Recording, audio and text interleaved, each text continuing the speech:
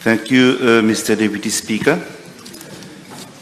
Indeed, it is a pleasure to be back in the House after 21 days. You're welcome back as well. Sorry? You're welcome back as well. Okay, thank you. So I was saying it is a pleasure to be back after 21 days of quarantine and self-isolation. I would like to thank the whip of the Labour Party, Honorable Shakil Mohammed, the whip of the MMM Party, Adil Adiyemiya, Honorable, and also the government whip for all the support they gave to me during my census for the last 21 days. Being in quarantine, Mr. Deputy Speaker, is not easy. I would like to convey my support through you to all those who are in quarantine, all those who are under treatment for COVID-19, and I wish them prompt recovery.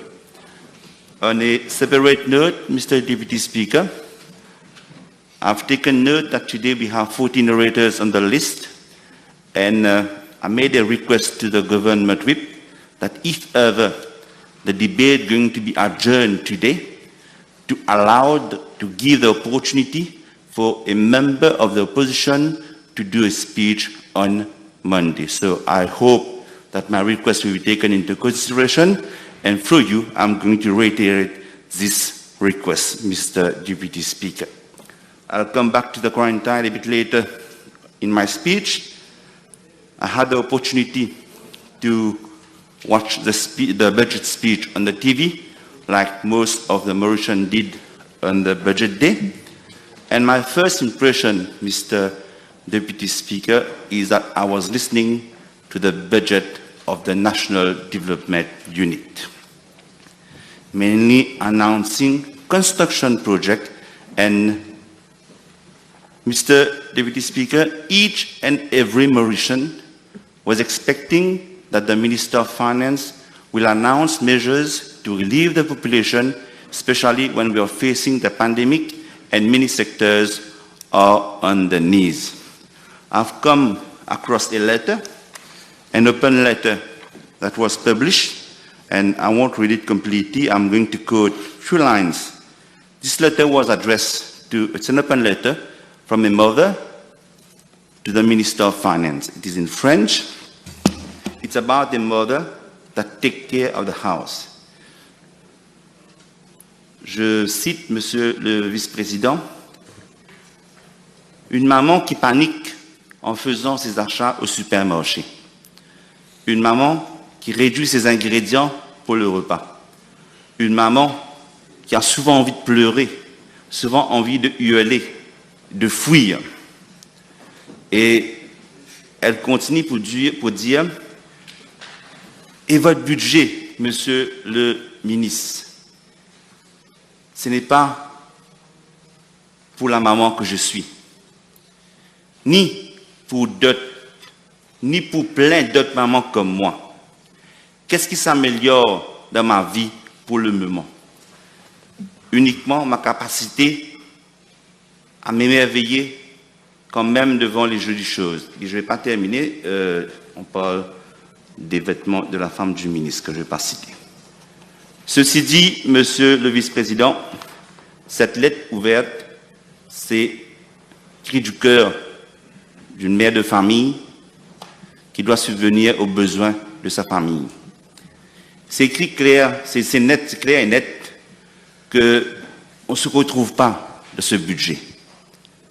Les familles mauriciennes ne se retrouvent plus dans ce genre de budget qui a été présenté par l'honorable Padarachi quelques semaines de cela. Monsieur le Vice-président, our purchasing power has gone so low that all Mauritians, we are suffering now. I'm going to ask myself, since there has been so many raise in the price, abusive raise in price of commodities in the island, where is the National Price Consultative Council? I come across another article from JN Chilen because I wanted to find out whether the government we are taking action regarding the cost of living in Mauritius. I wanted to find out whether someone is going to do something to relieve this type of lady that are suffering, that they are not able to cater for the family. And come to my attention that Mr. Chelen said, le comité n'a pas siégé depuis des mois. This was a press article. I can table if you want.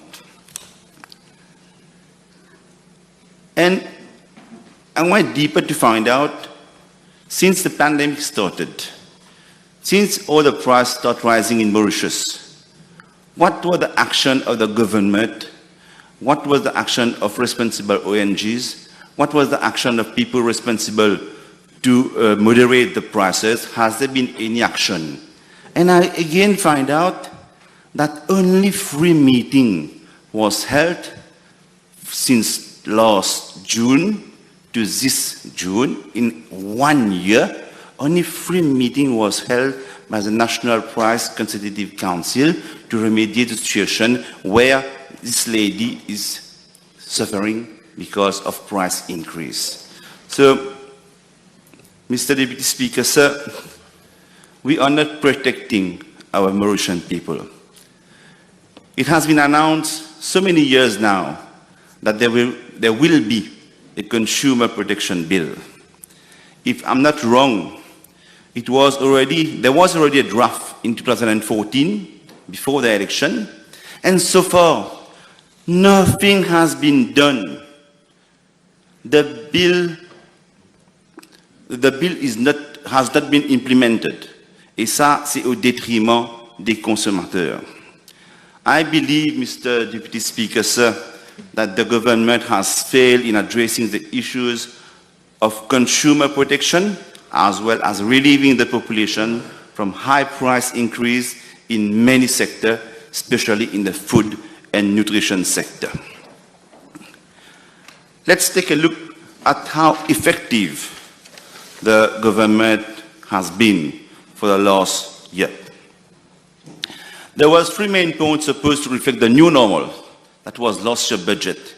It was about rolling out plan de relance de l'investissement, engaging major reforms, securing sustainable and inclusive development. Mr. Deputy Speaker, there has been no rolling on plan, no major reform, no sustainable and inclusive development for 1 whole year. Le bouc émissaire parfait, c'était la pandémie, c'était Covid-19. Voilà comment le gouvernement a été efficient pendant 12 mois après le New Normal Budget de l'année dernière. They talk about protection of jobs of thousands of men and women. It was in the budget of last year, Mr. Deputy Speaker, sir. I took some minutes to go through the report of Statistics Mauritius regarding labor force in Mauritius. I also share the views of the Honorable Leader of the Opposition and Honorable Shakil Mohammed, who spoke before me, that mentioned the real figure of unemployment in Mauritius. How can they protect unemployment for the 12th month, and yet unemployment has increased drastically in Mauritius? Drastically. Yes, they're going to say it's about COVID. Everything for this government is related to COVID. Everything. Wherever they fail, it's because of COVID. Wherever they are not performing well, it's because of COVID. Mr. Deputy Speaker, sir, on this report that I had in my hand, unemployment, labor force that are economically active, 52,000 something. But you have also labor force that are economically inactive. And their potential labor force, it is written in the report the Statistics Mauritius has done, and it is about 42,000 unemployed. This makes a total of nearly 100,000 unemployed in Mauritius, exactly what the Minister of Finance was predicting. Exactly what he was saying, he's going to save unemployment, and exactly what happened now. We have nearly 100,000 unemployed in Mauritius. And he was wise enough. In the budget, why did he come with the figures of what Statistics Mauritius published? You know what he did? He used a percentage. He used a percentage of 9.2% to the labor force. And if you apply this 9.2% to the labor force, make you something about 40 to 50,000 unemployed. So his figure is completely wrong. This was pointed out by the leader of the opposition, by Honorable Shafin Mohamed, and also maintained that we don't have the real figure for unemployment in Mauritius. This government that promised us that they're going to save unemployment, they're going to save jobs, 100,000 has been lost up to now. The real figure, the real percentage for unemployment to date, Mr. Deputy Speaker, sir, is 16.5%. I give myself, I went and checked it. I did the calculation. We are completely right and they're completely wrong. Why is it that now the Minister of Finance is hiding the figures? Why is it that in his budget speech he used a percentage ratio compared to figures that is clearly listed out, published in Statistics Mauritius? I think, Mr. Deputy Speaker, sir, it's high time that the government give us real values. Stop hiding, tampering with figures.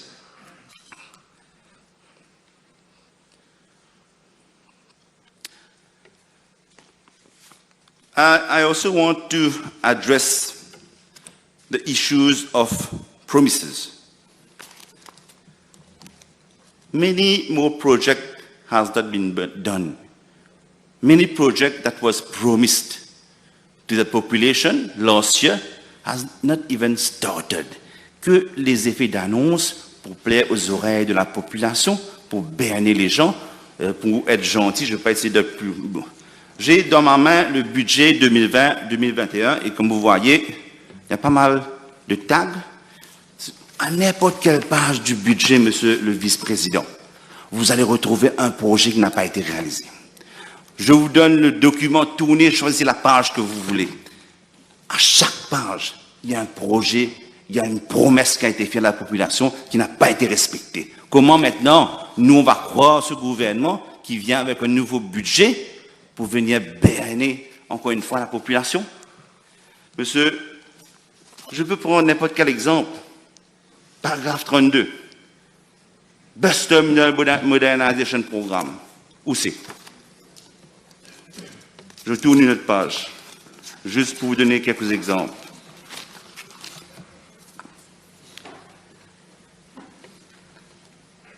Central Bank Digital Currency.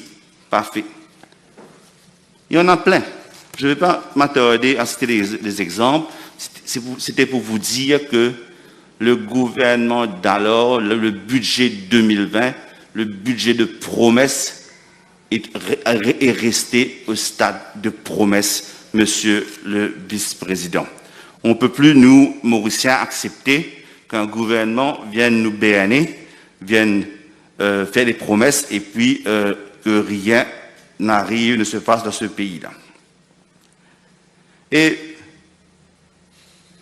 comme par hasard, cette année-ci, le ministre des Finances vient annoncer, à la paragraphe 441, je pense, qu'il va faire un Project Implementation and Monitoring Agency. Tout d'un coup. Comme si maintenant, son sommeil est cassé, il sort de son rêve, il va faire quelque chose pour venir implémenter les projets.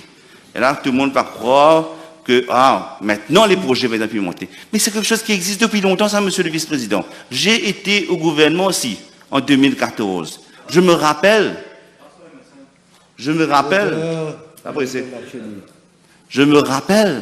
de Sanou Jagnat, qui demandait au ministre de s'assurer que le projet soit implémenté. Mais qu'en est-il du gouvernement actuel?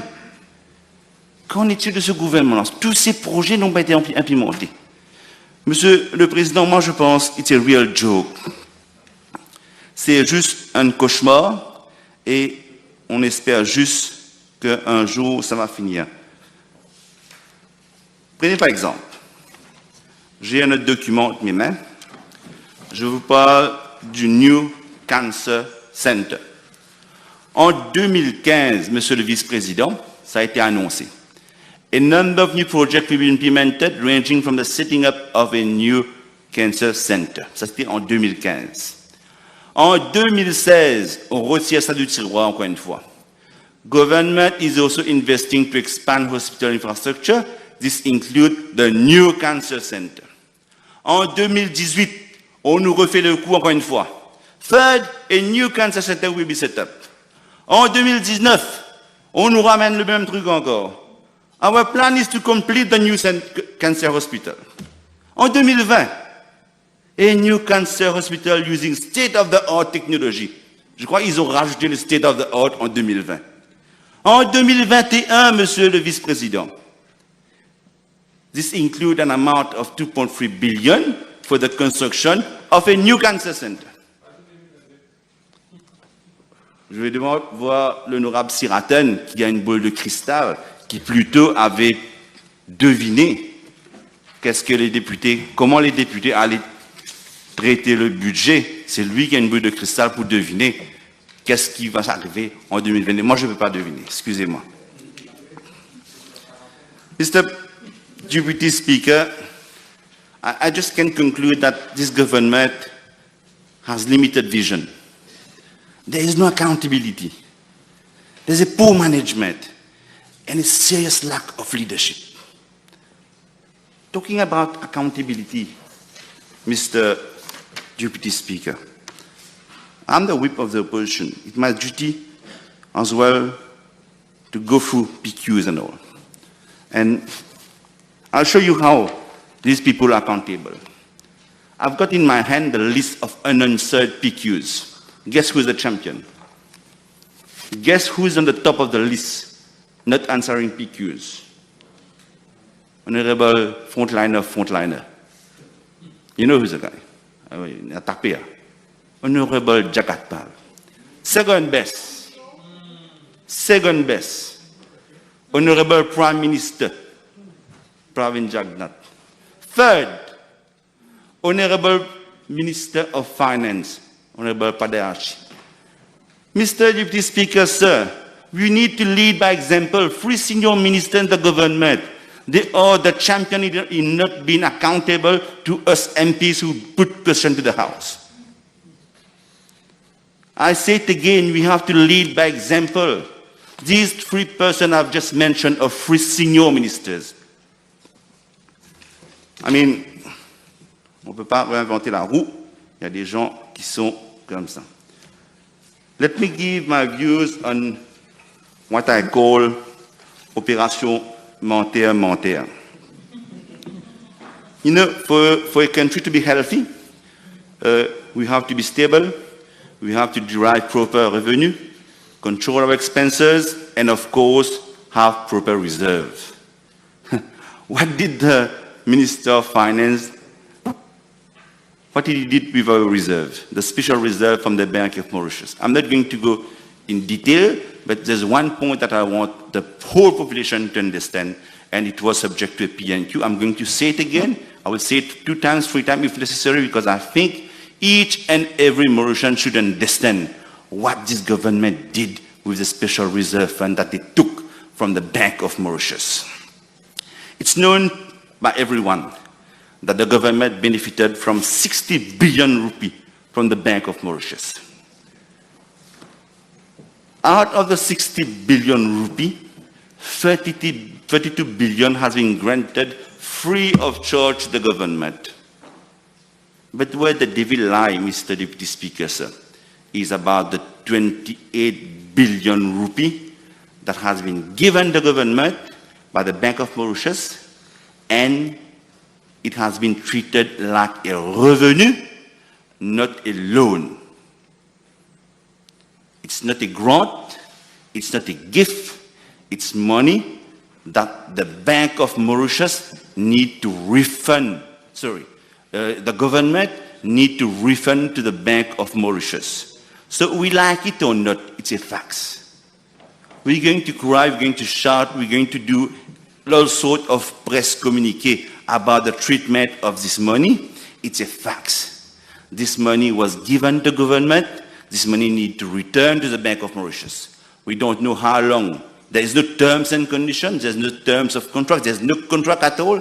But one day or another, this money needs to be returned to the Bank of Mauritius. And the Bank of Mauritius issued a communique, and they said that they're going to take all dividend that will be, they're not to pay the dividend to the government for the coming years until they recover the full amount that has been given to the government.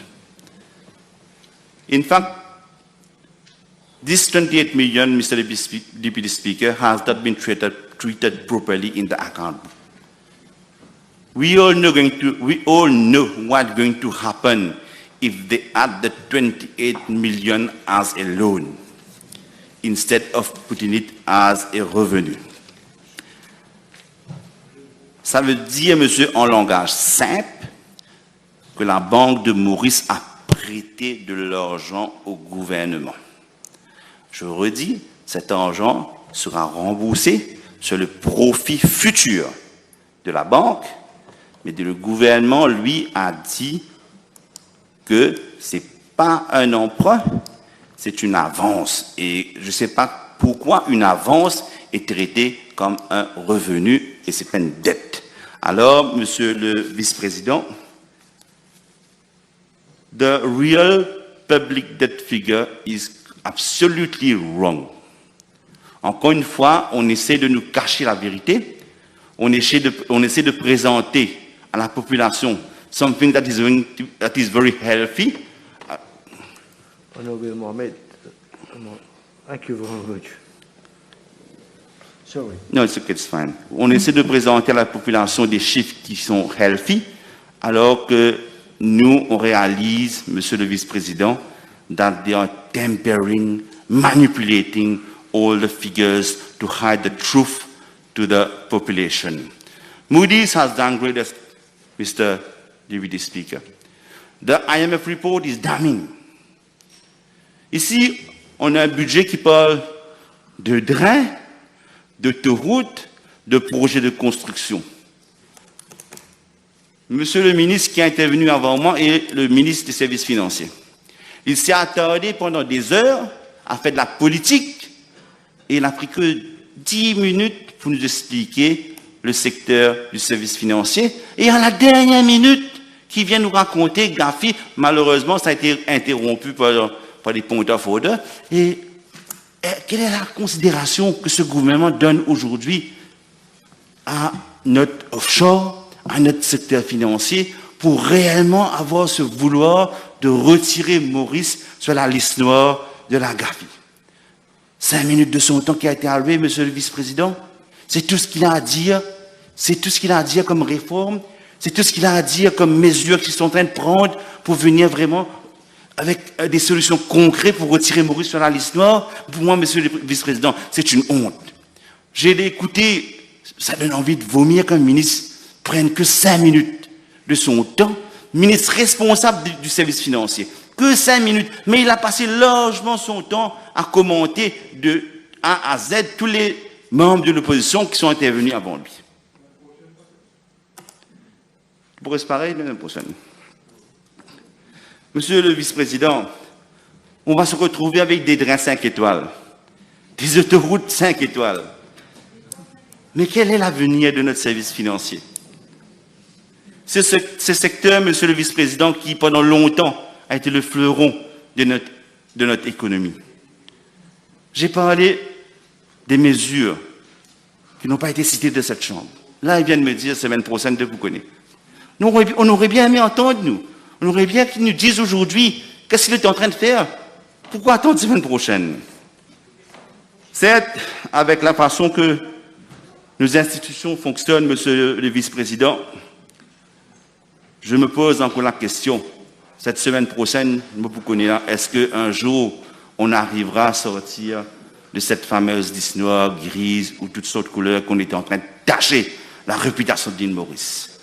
Je redis, on est en train de tâcher la réputation financière, le service financier de l'île Maurice. Les gens vont commencer à perdre confiance. Les investisseurs ont déjà perdu confiance dans nos institutions, monsieur le vice-président. À trop vouloir bien faire et n'a pas mal faire, peut défaire. Et c'est nous qui va payer les pots cassés, monsieur le vice-président. In this year budget, Mr. Speaker, Mr. Deputy Speaker, sir, there's mention about the flood management program. Yeah, I fully agree that we need to build drains. I fully agree that many projects are late. I fully agree. I'm 100% agreeable to that. But I mentioned earlier, I didn't mention, I'm going to mention it now. Last year, 1.2 billion was announced for drainage project. And this year, 11.7 billion rupee is announced in the budget under the flood management program. I again say, Mr. Deputy Speaker, sir, it is very important that we have drains. We fully agree. But what about the maintenance of the said drains? That's where the devil lies, Mr. Deputy Speaker, sir. The major issues with the maintenance of drain, and this should have been addressed first before investing massively in construction projects. The quality of work of the contractor, Mr. Deputy Speaker, sir. This is terrible. In my constituency number 1, Gone Rivière Northwest, Foley West, one project started for more than 2 years, not complete, just in front of my, very close to my house. I can see it every day. The project has not even been completed. And if you go and check the level of work, I invite the PPS, please, go and check the level, the quality of this work that they are doing there. And this has caused many inconveniences to the inhabitants there. Mr. Deputy Speaker, sir, I hope the PPS is there. She's just at my back. If she can go there, have a look at what type of work these people are doing in the constituency, then you will understand. Yes, flash flood is now a reality. Many regions require serious and urgent attention. But the Land Drainage Authority should be more active. C'est toujours après la mort, la tisane, avec ce gouvernement, Monsieur le Président. Monsieur le Président, after we have discovered what we have discovered maybe regarding the Kisnen cases, after all the suspicions of corruption on the award of contracts, I will appeal to the Honourable Minister to ensure that the 11.7 billion is spent effectively, efficiently, and that there is more transparency on the project, the tender procedures and the execution of the project. Let me remind you that 8.5 billion is being contributed by parastatal body as well. I'll address now, Mr. Deputy Speaker, the matter of social housing unit. I'm not minded to stop you, but you said about 25 minutes. Just, Yeah. are you going to be 25 minutes, 15 minutes? 10 more minutes, if you don't mind. No, I don't mind, but we probably have to break as well. I don't want to break you in the middle. Okay, so let me continue. Mr. Deputy Speaker, sir, almost all ministries have been received enormous allocation for the budget exercises. One thing I have to voice out is the construction of social housing. Last year it was announced that the government will construct 12,000 social housing units over 3 years. 1 year's gone. God knows where are the housing units that we are supposed to be constructed for year 1. Les pauvres, Monsieur le Président, le vice-président, c'est l'enfant pauvre du budget de nos pas d'AH. Mr. Deputy Speaker, sir, the priority of family living considered as poor is at least to have something to eat to feed themselves before going to bed. We agree about that. How many of them are still considered as squatters? In my constituency, at Pointe-aux-Sables, still sleeping under la tente campée, à braver le froid, le chaud, la pluie. They don't drink Black Label whiskey. They drink Black Label tea without milk and sugar. I'm so thankful for all the ONGs, Benevol, that help to feed the people who try to educate the children, provide support to the children. And if they were really a caring government, Mr. Deputy Speaker, sir, they would have already tackled the problem of poverty in Mauritius and squatters in Mauritius. This was promised by the Honorable Prime Minister at the time he was Minister of Finance as well. But what did this government do, Mr. Deputy Speaker, sir? They created under SPVs, the New Social Living Development Limited. And this is not going to be subject to PPA. That's all they have been doing out of the 12 million rupee voted last year at paragraph 27 of the budget 2020-2021. And this year, the microwave repeated itself in paragraph 50 of the budget that they're going to construct 12,000 social housing units. Let me clarify it, Mr. Deputy Speaker. First, it was announced that 1,285 housing units will be constructed, paragraph 52, when we refer to the estimate and the KPI. We simply find out, Mr. Deputy Speaker, sir, that the 1,285 housing units will be delivered by the National Housing Development Corporation, not by the NSLD, as they want us to believe. It is in the books. I have picked it up in the KPI, the document that was annexed to the budget. In fact, the NHDC is only launching expression of interest. Last year, we have seen them. We've seen again today. This one is for the NEF, that they're only looking for plot of land after a year. After a year that the project was announced, we're still looking for a plot of land to build social housing unit. This morning it was the newspaper. And I can't understand, Mr. Deputy Speaker, sir. What has the government been doing with 10 billion rupee of budget voted last year and still nothing done this year?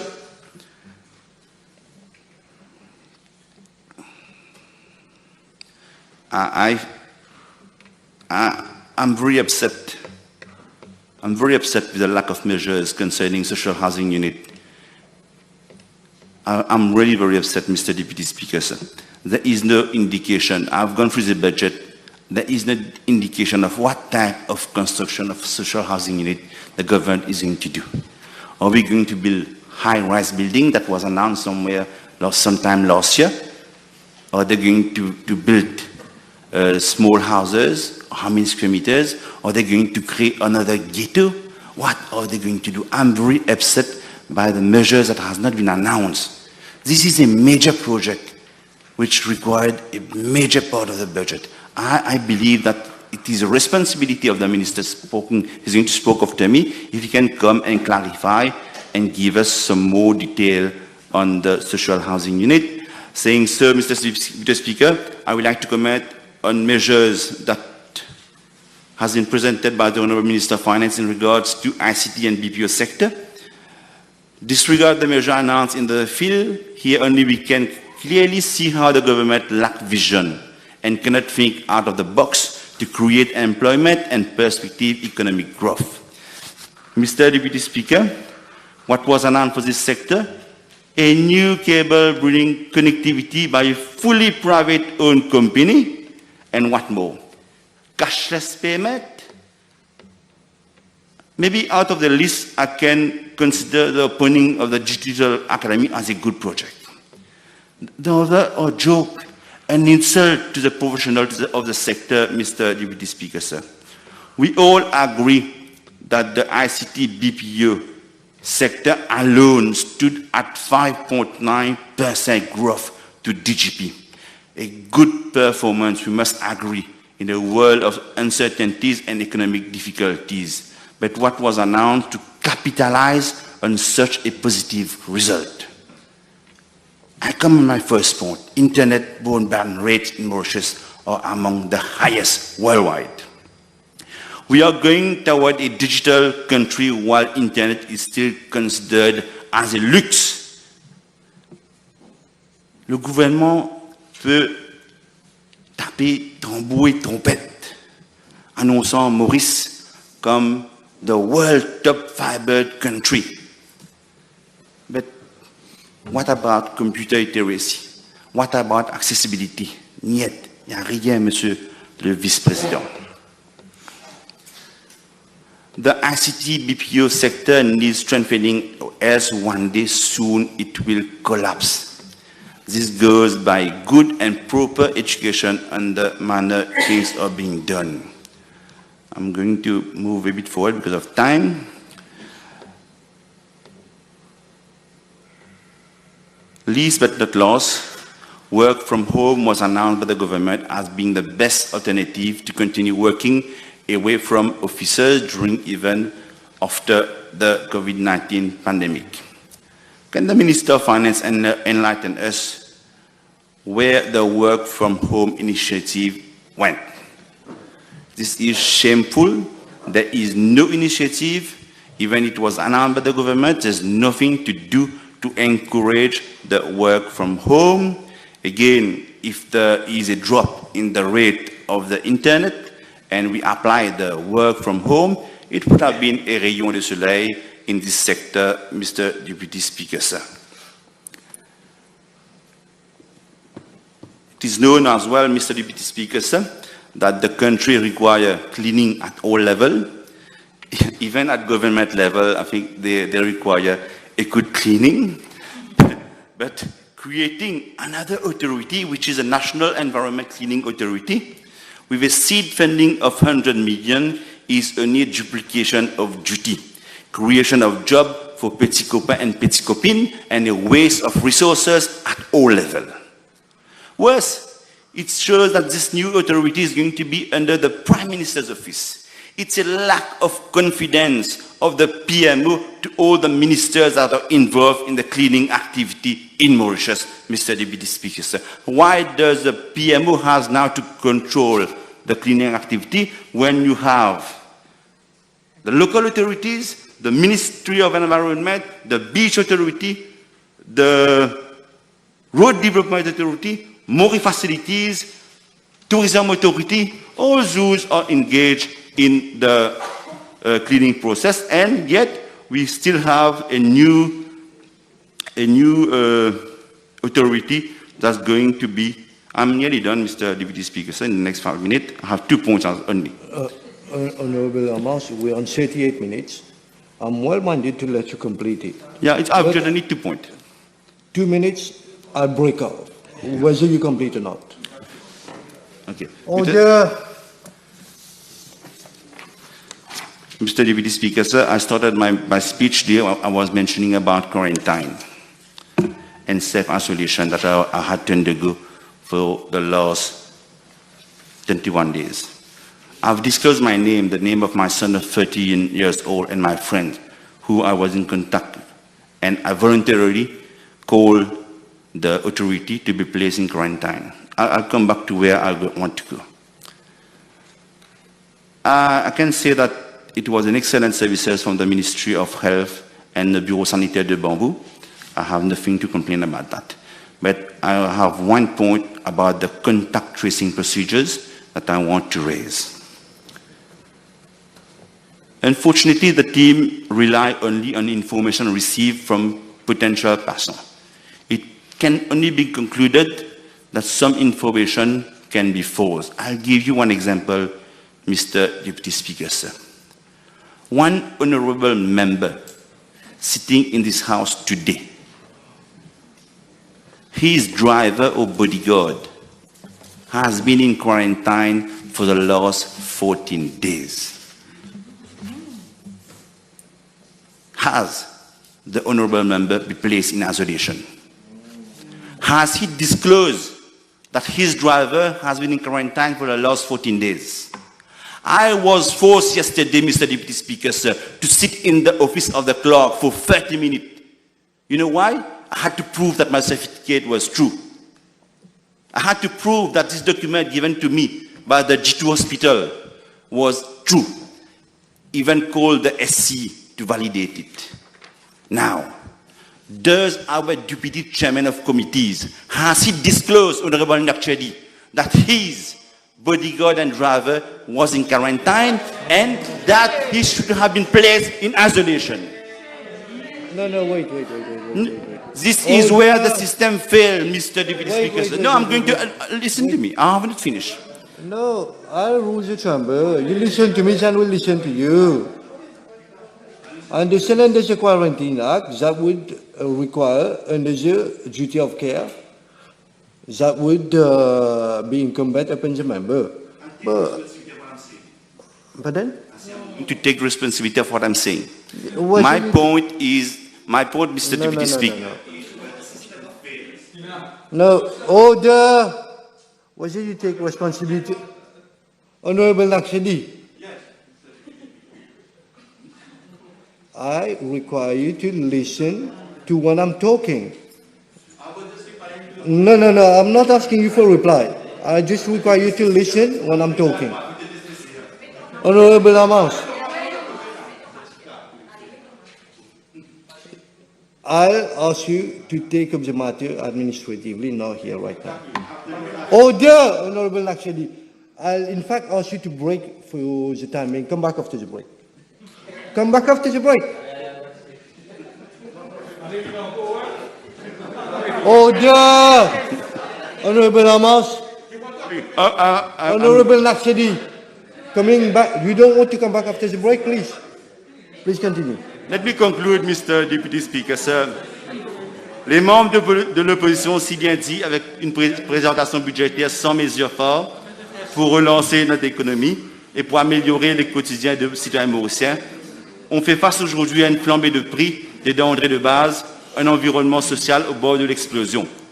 Un gouvernement sans cœur qui ne pense qu'à protéger ses petits amis, copains et copines. Les jours de cette équipe, monsieur le vice-président, sont comptés. The Honorable Minister of Finance will be remembered as being le père du désastre économique. Merci, monsieur le vice-président.